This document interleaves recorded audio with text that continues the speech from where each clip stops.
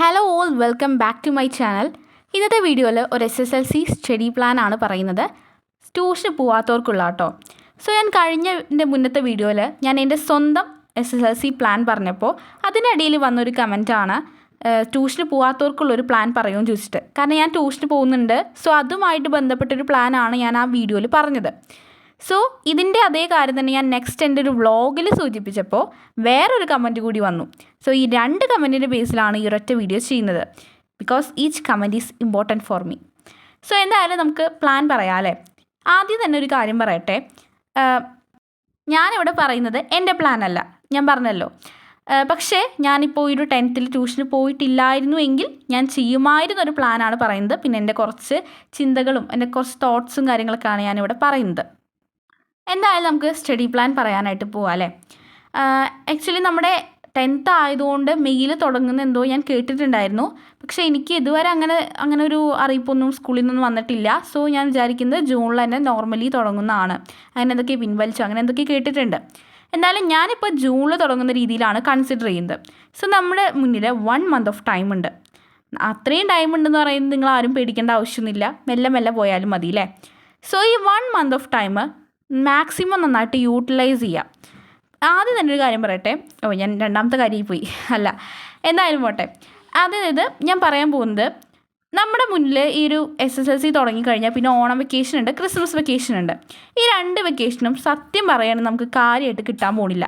കാരണം 2 ഭാഗത്തും നമ്മൾ ക്രിസ്മസ് കഴിഞ്ഞാൽ പിന്നെ ഫൈനൽ എക്സാമായി അങ്ങനെ ബുദ്ധിമുട്ടുകളായി. ഈ 2 വെക്കേഷനും അടിച്ചു പൊളിക്കാമെന്ന് ആരും വിചാരിക്കേണ്ട. ഈ ഒരു വെക്കേഷൻ തന്നെ നമുക്ക് SSLCയുടെ ആ ഒരു ടൈമിൽ കിട്ടാൻ പോകുന്ന ഒരേ ഒരു വെക്കേഷൻ. മാക്സിമം ചില്ല് ചെയ്യുക. പക്ഷേ പഠിക്കേണ്ടത് പഠിക്കന്നെ വേണമല്ലോ.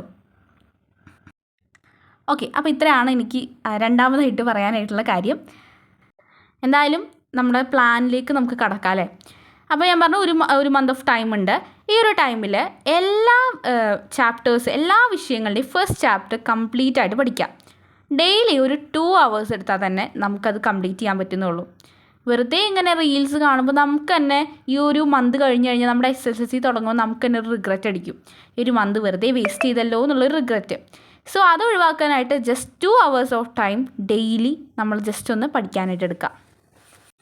ഇനി അത് പറ്റാത്തവർക്കാണെങ്കിൽ ഇനി പറയാൻ പോകുന്ന കാര്യം നിങ്ങൾ നിർബന്ധമായിട്ട് ചെയ്യണം. നിർബന്ധം എന്ന് വെച്ചാൽ നിങ്ങളത് എന്തായാലും ചെയ്യുന്നത് ഏറ്റവും ബെസ്റ്റ് ആയിട്ടുള്ളൊരു നല്ല കാര്യം തന്നെയാണ്.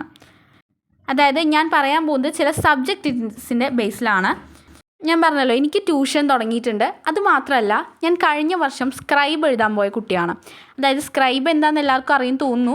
അതായത് 9th പഠിക്കുമ്പോൾ തന്നെ 10th ചേച്ചിമാരെ സഹായിക്കാനായിട്ട് അവരുടെ എക്സാം ജസ്റ്റ് ഒന്ന് എഴുതി കൊടുക്കുക.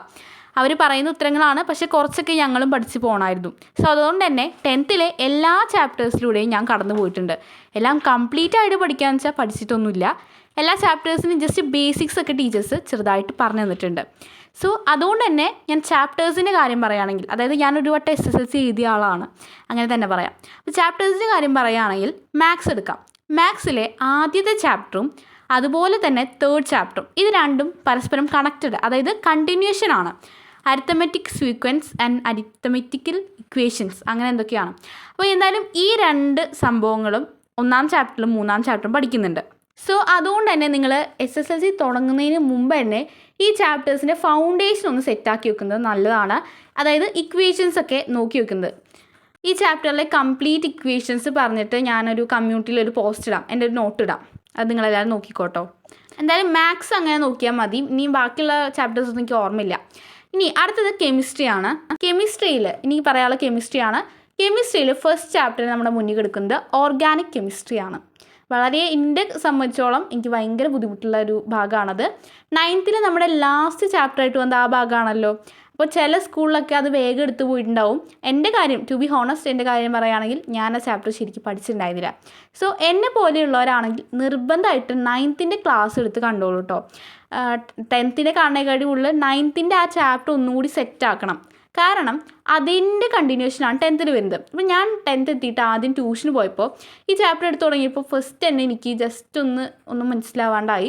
കാരണം എൻ്റെ ഫ്രണ്ട്സൊക്കെ അവരപ്പോൾ ഉത്തരം പറയുന്നപ്പോൾ എനിക്കാകെ ഇവർക്ക് ഇങ്ങനെ അറിയാവുന്ന ഡൗട്ടായി. പിന്നെ ഞാൻ അവരെന്നെ ഓർമ്മിപ്പിച്ചത് 9th ഇത് എടുത്തിട്ടുണ്ടായിരുന്നല്ലോ എന്നുള്ളൊരു ഓർമ്മ.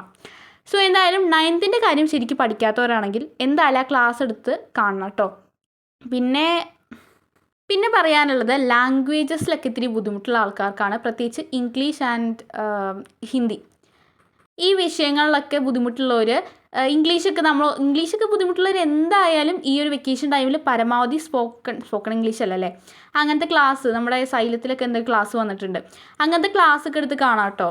അതെന്തായാലും നോക്കി വെക്കണം. ഹിന്ദിയും പിന്നെയും വലിയ കുഴപ്പമില്ല, ഹിന്ദിയൊക്കെ നമ്മൾ കാണാണ്ട് എങ്ങനെയും പഠിച്ച് സെറ്റാക്കാം. എന്നാലും അതിലും ബുദ്ധിമുട്ടുള്ളവർ അതൊന്ന് നിങ്ങൾക്ക് സ്വന്തമായിട്ട് എഴുതാൻ പറ്റുന്നൊരു സ്റ്റേബിലിറ്റി കിട്ടുന്നത് വരെ ജസ്റ്റ് ഒന്ന് പഠിച്ച് നോക്കണം.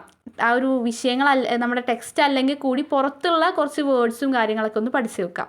സോ എന്തൊക്കെയോ കുറേ പറയണമെന്നുണ്ടായിരുന്നു, പക്ഷേ കുറേ മറന്നുപോയി. പിന്നെ ടൈം വളരെയധികം കൂടിപ്പോകുന്നു. എന്തായാലും ഞാൻ ഇവിടെ നിർത്തുക കേട്ടോ, ഇത്രയൊക്കെ ഉള്ളൂ എനിക്ക് പറയാനായിട്ട്. പിന്നെ ഞാൻ എക്സ്ട്രാ ആയിട്ടൊരു ചെറിയ കാര്യം കൂടി പറയാം. ഇംഗ്ലീഷ് നമുക്ക് കുറച്ചധികം ചാപ്റ്റേഴ്സ് പഠിക്കാനുണ്ട്. ഇപ്രാവശ്യം പോയംസ് ഒക്കെ കുറച്ച് കുറവാണ്, സോ അതുകൊണ്ട് തന്നെ കുറേ വലിയ ചാപ്റ്റേഴ്സാണ്.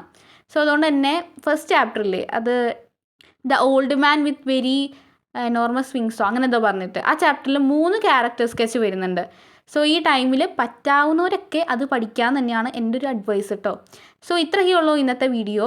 സോ നെക്സ്റ്റ് വീഡിയോ എന്താണെന്ന് നിങ്ങളെല്ലാവരും സജസ്റ്റ് ചെയ്യണം കേട്ടോ. അപ്പോൾ complete day in my life വേണമെന്ന് കുറേ പേര് പറയുന്നുണ്ട്. സോ അത് ചെയ്യാമെന്നാണ് വിചാരിക്കുന്നത്. സോ എന്താണ് നെക്സ്റ്റ് വീഡിയോ വേണ്ടതെന്ന് എല്ലാവരും കമൻറ്റ് ഇടാം കേട്ടോ. ഇത്രയൊക്കെ ഉള്ളൂ. Thank you.